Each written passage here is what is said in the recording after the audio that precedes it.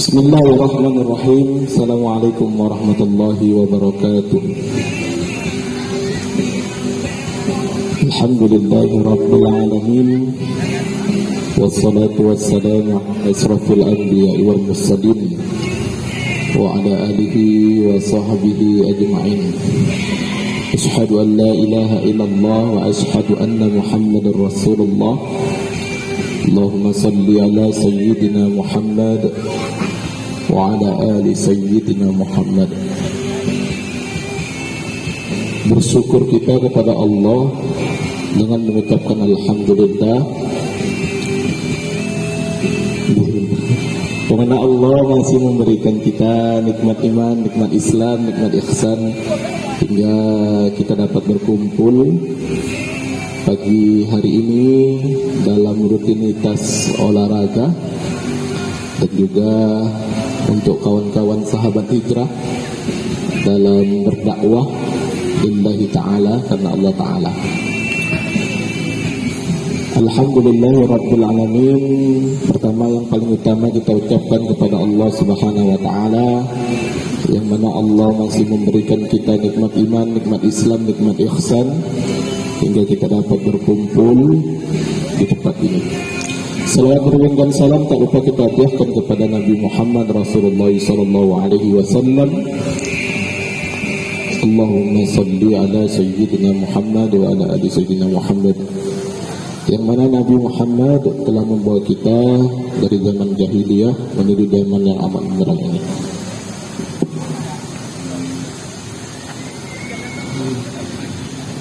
Hari ini tema kita tentang bagaimana cara meningkatkan ibadah dan berkarya, terkhusus untuk anak-anak muda.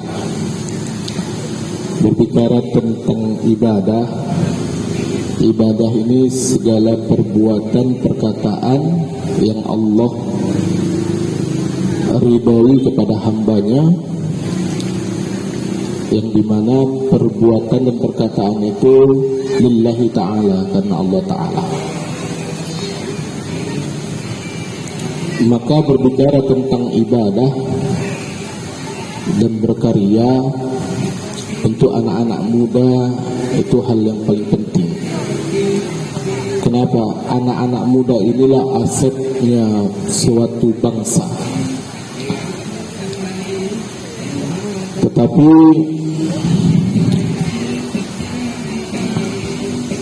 berbicara tentang ibadah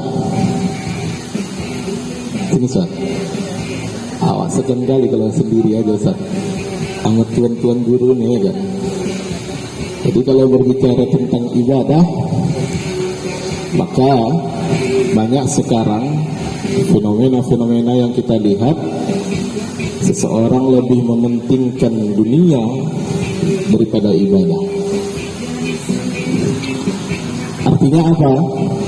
Karena dunia kita lupa untuk ibadah. Karena harta kita lupa untuk ibadah. Karena jabatan kita lupa untuk ibadah. Karena tahta kita lupa untuk ibadah. Kenapa? Karena dunia. Padahal kata Rasulullah SAW di dalam hadisnya, kalau kita mencintai dunia, maka akhirat itu akan menjauhi kita. Dunia ini ibaratkan pepatah bagaikan lautan, yang dimana lautan itu, dunia itu hanya setetesnya, tapi akhirat itu banyak lautannya. Maka oleh sebab itu sayanglah kita kalau kita hanya mengejarkan dunia, tapi tak mengejarkan akhirat. Makanya kata Rasulullah SAW, barang siapa yang mengejar dunia, maka akhirat akan menjauhimu. Dan barang siapa yang mengejar akhirat, maka dunia itu yang akan mengikutimu. Sekarang orang banyak lupa untuk beribadah. Salah satunya sholat. Allah Subhanahu wa ta'ala memanggil lewat perantara muazin. Apa kata Allah? Hayya 'alas shalah. Marilah kita salat. Tapi apa yang kita bilang? Kita melalaikan salatku. Kita melalaikan panggilan Allah untuk salat. Di depan kita ada sebuah kotak infak, yang dimana kotak infak ini kita salurkan untuk saudara-saudara kita di Palestina. Ini merupakan panggilan Allah juga untuk kita agar apa? Agar kita bersedekah. Tetapi banyak orang yang meragu-ragukan ini. Oleh sebab itu, ibadah itulah yang sangat penting untuk kita. Allah memanggil kita untuk menyuruh sholat. Agar apa? Agar meraih kemenangan. Kenapa? Karena orang-orang yang beribadah, salah satunya sholat itu, dia akan mendapatkan kemenangan. Artinya apa? Kemenangan apa? Kemenangan di akhirat nanti. Kenapa? Karena di dalam hadis riwayat Imam Muslim, Rasulullah SAW bersabda, nanti di suatu hari akhir yang ditanya dahulu itu Ustaz, salatnya. Maka kata Rasulullah SAW, jika salatnya itu baik, sungguh beruntunglah dia. Tetapi jika salatnya itu buruk, maka sungguhlah merugilah dia. Artinya itu bagaimana? Salat yang baik itu, yang pertama itu salat yang dilakukan di awal waktu. Yang kedua, salat yang baik itu salat yang sesuai rukun dan syaratnya. Dan yang ketiga, salat yang baik itu, kata Rasulullah SAW, salat yang dalam keadaan khusyuk.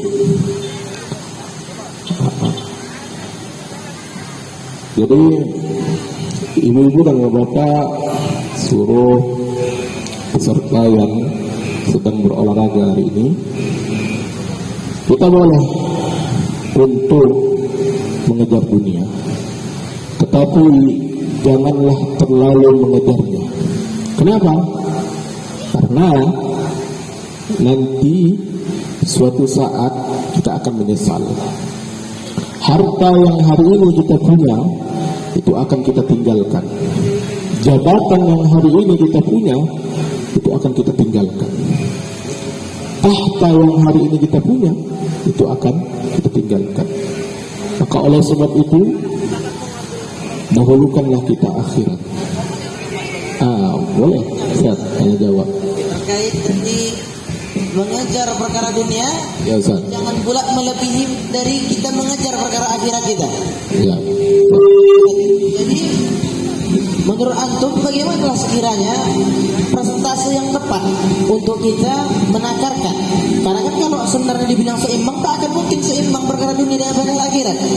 Jadi gimana kira-kira Ustaz cara dari antum untuk kita dapat menyeimbangkan perkara dunia ataupun dapat kita mengejar akhirat itu lebih daripada dunia kita? Bagaimana mempresentasikan akhirat itu tetap lebih utama, lebih besar? Kalau menurut saya itu akhiratlah yang lebih utama. Kita dalam dunia itu bisa juga untuk mengejar akhirat. Misal jabatan yang kita punya itu kita realisasikan untuk akhirat kita. Salah satunya apa? Menolong orang-orang yang fakir miskin, menolong agama Allah. Di perkara dunia pun tetap kita gunakan untuk kepentingan akhirat dan agama, Ustaz ya. Ya, karena memang kata Allah dalam Quran surah Asy-Syura ke-20, siapa yang menghendaki keuntungan di dunia, kami berikan kepadanya, tapi tak akan ada bagian-baginya di akhirat. Seperti yang antum bilang tadi, kata Rasulullah, siapa yang mencari dunia, mengejar perkara dunia, maka akhirat pun akan meninggalkan dia. Bagi hadirin rahimani rahimakumullah jami'ah, tetap kita utamakan apapun kondisinya, jangan sampai kita taat kepada Allah Subhanahu wa taala. Apapun pekerjaan kita, apapun profesi kita, tetap kita harus taat kepada Allah dan kita hidupkan sunnah-sunnah Rasulullah Muhammad sallallahu alaihi wasallam. Lanjut Ustaz. Jadi ada caranya bagaimana cara kita untuk meningkatkan ibadah kita. Ya itu dia Ustaz. Ini Gimana yang paling caranya penting. supaya meningkatkan ibadah kita ya Ustaz? Maka caranya yang pertama yaitu niatnya dulu. Oh. Nah, kata Rasulullah SAW, innamal a'malun binniyat. Sesungguhnya amalan itu tergantung pada niatnya. Jadi jika kita niat kita untuk melaksanakan ibadah, maka untuk mengharap pujian dari orang, untuk mengharap dunia, Kepentingan, menggunakan kepentingan akhirat untuk dunia. maka yakinlah ini orang nantinya dia hanya beribadah jikalau ada orang saja. Berarti hilang orang, hilang pujian, Hilang orang, hilang ibadahnya. Waliyadzubillah, semoga kita dijaga dari Nah, itu perkara-perkara dia. demikian. Makanya niatnya itu mengharap ridha Allah, lillahi ta'ala. Kalau kita sudah mengharap ridha Allah, yakinlah ibadah yang kita kerjakan itu akan terus.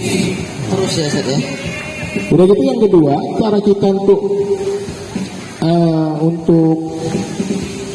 agar meningkatkan kualitas ibadah kita, cara kita kedua itu apa? Maka cara kita yang kedua yaitu ibadah ini seperti dalam hadis Rasulullah, ibadah ini kita sering melakukan ibadah, tapi rajinnya bukan tanggung ketika melaksanakan ibadah, tapi hari kedua karena imannya memuncak. Nah, karena imannya memuncak tadi dia rajin untuk melaksanakan ibadah. Rupanya hari kedua imannya tak koyah, Turun dia. turun dia. Allah. Akhirnya apa? Malas lah. Contohnya apa? Sholat duha. Satu ya. Karena imannya memuncak 12 rakaat ya. Allah. Rupanya di hari kedua imannya tak memuncak, udah malas dia. Aduh, sakit kali lah kakiku ini. Nah, selanjutnya tak ada lagi tuh. Kenapa? Naik pula lah samuratku. Malas dia. Udahlah, sholat duha itu kan sunnah. Padahal sunnah itu sangat penting untuk kita. Makanya saya mengambil kata sunnah itu kalau banyak orang yang bilang sunnah itu dikerjakan berpahala, ditinggalkan tidak mengapa. Tapi kalau menurut saya sunnah itu dikerjakan lebih baik, ditinggalkan rugi kita. Itu. Nah, udah gitu yang ketiga, bagaimana cara kita untuk meningkatkan kualitas ibadah kita? Maka cara kita untuk meningkatkan kualitas ibadah kita yaitu dengan cara haruslah kita merubah mindset kita. Artinya apa? Mindset kita inilah yang paling penting. Gimana contohnya Ustaz? Contoh, misalkan kita beribadah. Beribadah kita ini untuk apa? Mindsetnya. Kalau aku ibadah, maka Allah akan menerima doa-doaku. Rupanya besoknya dia misalkan ibadah, misalkan sholat duha tadilah, biar apa? Biar rezekinya bertambah. Rupanya di hari kedua rezekinya menurun, kehilangan dia salah satu keretanya. Apa dibilangnya? Aku sholat duha, hilang pula keretaku. Tadi sholat subuh hilang keretaku. Tak mau lagi lah aku nanti sholat subuh lagi. Jadi rubah mindset. Kenapa? Mindset itulah yang paling penting untuk kita beribadah. Cara berpikir kita. Ya hampir-hampir macam niat tadi juga Ustaz ya. Ya, sama, Tetap seperti cara itu. berpikirnya untuk mendapatkan ridha Allah Subhanahu wa taala. Ya, betul. Ya bertaguna fadlan minallah wa ridwana. Berarti kalau selain daripada itu hilang ya Ustaz ya. Ya. Mudah untuk hilanglah istiqomah itu tadi ya. Hilang lah. Allah. Jadi itulah dia. Jadi mindset itu hal yang paling penting untuk dalam diri kita. Karena ketika kita mau berbuat, pasti kita ada memikirkan mindsetnya dulu. Landasan ya Ustaz ya. Pikiran dasarnya. Udah gitu yang keempat, bagaimana kita cara meningkatkan ibadah kita. Maka cara meningkatkan ibadah kita, kata Rasulullah SAW, ya, banyak mengingat mati. Nah, ini mengingat mati ini paling penting. Kenapa? Karena mati itulah perjalanan hidup selama-lamanya. Awal mulainya di situ. Awal mulanya. Jadi dunia ini cuman kita ini ibaratkan ini tidak selama-lamanya. Akhirat yang selama-lamanya. Maka oleh sebab itu kita banyak-banyaklah mengingat mati. Kenapa? Karena dengan kita banyak-banyak mengingat mati, maka ada rasa takut. Ketika rasa takut itu hadir di dalam jiwa kita, maka kita akan takut kepada Allah. Oh, kalau aku tak beribadah, ini pasti nanti di akhirat aku kena siksa. Maka banyak-banyaklah kita mengingat kematian. Kenapa? Mengingat kematian itu, kata ulama, ya, bahwasanya mengingat kematian itu hal pelajaran yang paling berharga untuk diri kita. Mengingat kematian. Bukan mengingat cinta, ya kan, Bang? Allah. Atau mengingat kakak itu pula, ya kan? Bukan. Ini ada orang mengingat kakak itu lebih berharga katanya. Itu tidak rusak itu. Menjadi ubah kata-kata itu. Jadi berubah tuh. Padahal mengingat kematian itu yang paling berharga. Kenapa? Karena dari kematian itu kita bisa mendapatkan pelajaran yang berharga untuk meletakkan pelajaran itu dia. Pada kematian, benar. Jadi itu cara kita meningkatkan kualitas ibadah kita. Banyak-banyak mengingat kematian. Karena kata Rasulullah dalam sebuah hadis, orang yang paling cerdas itu orang yang paling banyak mengingat mati. Karena kenapa? Kalau dia banyak ingat mati, pasti dia berpikir nanti buat maksiat di situ pula Allah matikan, bahaya. Atau kayak tadi bilang Ustaz Nuri, dia nggak taat kepada Allah, nanti takut dia nanti di hari kiamat kena bantai. Maka kata Rasulullah dalam sebuah hadis, banyak-banyak mengingat kematian. Orang yang paling banyak mengingat kematian lah orang yang paling cerdas. Berarti tadi cara yang keempat ya, cara meningkatkan ibadah kita, ya ini dengan memperbanyak mengingat kematian. Lalu Ustaz? Lalu cara kita untuk meningkatkan kualitas ibadah kita, maka ketika itu kan cara pertama itu kan sebelum kita melakukan ibadah. Ketika kita sedang dalam melaksanakan ibadah, cara kita kemana meningkatkan kualitas ibadah kita, agar kita salah satunya khusyuk lah. Maka ada satu cara kita, sebelum kita melaksanakan ibadah, buang dulu dunianya. Nah, artinya apa? Pemikiran-pemikiran yang ada di kepala kita ini kita buang dulu. Berarti niat itu memang betul-betul karena Allah aja Ustaz. Ya betul, karena Allah Ta'ala. Allah. Jangan ada kita dalam sholat atau dalam beribadah pun berniat bahasanya untuk dunia. Jangan. Maka niat kita ketika sedang melaksanakan ibadah itu karena Allah Ta'ala. Itu niat kita. Yakinlah pasti khusyuk kita dalam sholat. Atau yang kedua, cara yang kedua, yaitu ketika kita dalam sholat, coba kita renungkan di depan kita itu mayat kita yang sedang terbujur kaku. Pasti kita khusyuk. Jangan pula kita bayangkan pasangan kita tak khusyuk dia nanti bang. Berarti mengingat kematian ini. Allah. Nah, itu cara kita ketika sedang melakukan sholat. Cara kita sudah mengakhiri sholat, ya, agar lebih berkualitas, maka kita meminta ampun kepada Allah. Dengan cara apa? Dengan cara mengingat-ingat dosa kita. Itulah kita disuruh untuk beristighfar setelah sholat. Setelah sholat. Agar apa? Agar Allah mengampuni dosa-dosa kita. Bermuasabah. Sehabis itu janganlah kita ulangi lagi. Artinya apa? Bertaubat kita. Mungkin itu cara kita untuk meningkatkan kualitas. Saya baca tadi yang pertama, perbaiki niatnya, yang kedua khusyuk dalam mengamalkannya, lalu yang ketiga tadi Ustaz? Kita meminta ampun kepada Allah. Iya. Lalu memperbanyak mengingat kematian dan ubah mindset kita sebelum kita memulai amal-amalan betul. Syukran jazakumullah khairan Ustaz. Jadi kira-kira apa nih penutupnya Ustaz dari semua itu tadi? Dari penutup dari saya ini untuk anak-anak muda, anak-anak muda ini asetnya suatu bangsa. Kenapa? Anak-anak muda inilah dia bisa menghasilkan sebuah karya. Boleh kita berkarya, tetapi dalam kita berkarya adalah kita mengingat untuk hari akhir. Jadi penutup saya, janganlah kita terlalu mengejarkan dunia ini. Allah. Kenapa? Karena dunia ini tempat yang tidak kekal. Harta yang kita punya akan diperbuti oleh anak kita. Setelah kita meninggal. Jabatan yang kita punya akan diperbuti orang yang belum mendapatkan jabatan itu. Allah. Tahta yang kita punya, kedudukan yang kita punya akan diganti dengan orang yang selanjutnya. Maka janganlah kita mengejar dunia ini. Dunia ini tidak akan kekal. Maka kejarlah akhirat. Kenapa? Karena akhirat itulah yang akan mendatangkan dunia. Yakinlah kita. Kalau kita sudah mengejarkan akhirat, maka dunia itu akan mengikuti kita. Tapi kalau kita jauh dengan akhirat, yakinlah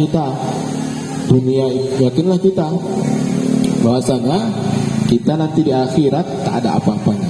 Oleh sebab itu, boleh kita mengejar dunia, tapi lebih sangat baik lagi kejarlah akhirat. Gitu ya Ustaz. Berarti dia tetap mengajar perkara dunia tapi ingat perkara akhirat. Iya, Karena betul. perkara dunia ini sifatnya sementara, akhirat selama-lamanya. Dapatkan Allah, dapatkan segala-galanya, hilang Allah, hilang segala-galanya. Ya. Jadi terakhir gitu ya Ustaz ya. Dan dari saya penutup ada sebuah tamsilan terkait Ustaz tadi, yakni perkara agama dengan perkara akhirat. Kalau kita utamakan agama, perkara-perkara akhirat, sempurna agama kita, maka Allah akan hantarkan dunia dalam keadaan hina di bawah telapak kaki kita. Sebagaimana tamsilan, kita berdiri di tengah muka bumi Allah ini di waktu jam 12 siang Ustaz. Cahaya itu tepat di atas kepala kita. Begitu juga ketika agama telah sempurna di atas kita, Allah akan hantarkan bayangan itu dunia itu di bawah telapak kaki kita. Maka tetaplah ingat, silahkan kau kejar dunia, tapi ingat ada akhirat yang menanti engkau. Ada akhirat, ada yaumul hisab yang hari itu memang benar Allah janjikan adanya. Begitu saja. Syukur Ustaz, jazakumullah khair.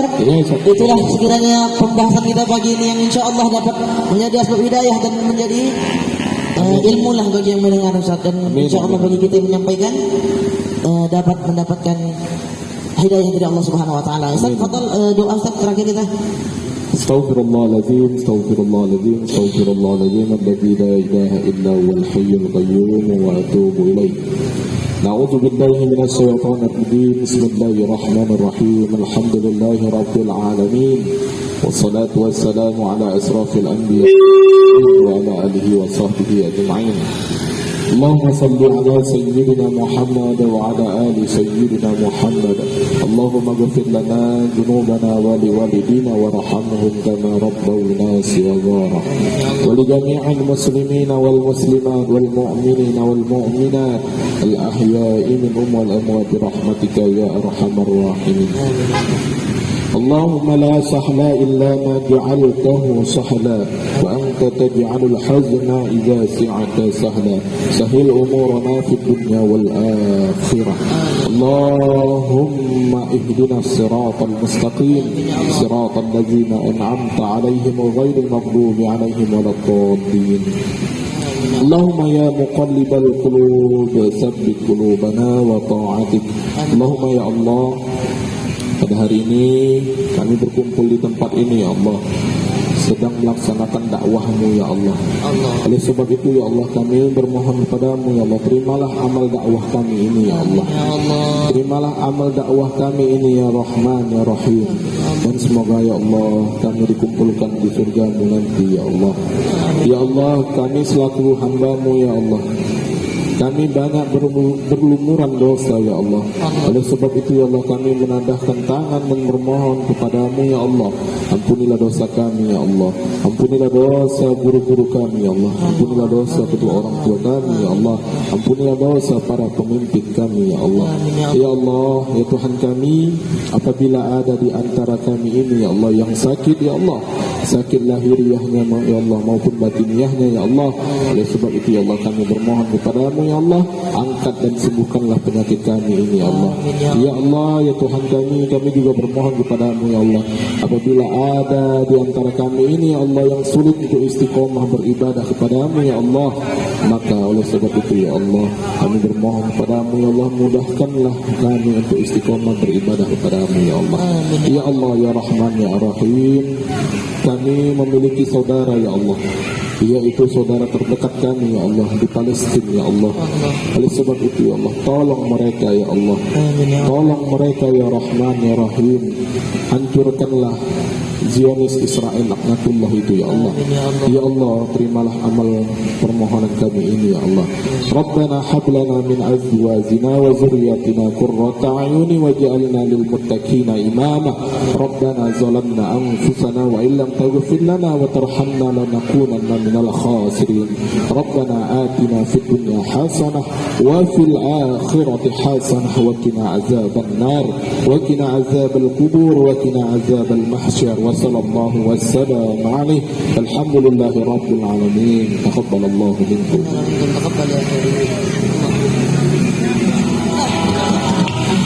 Semoga Ustaz, insyaallah, semoga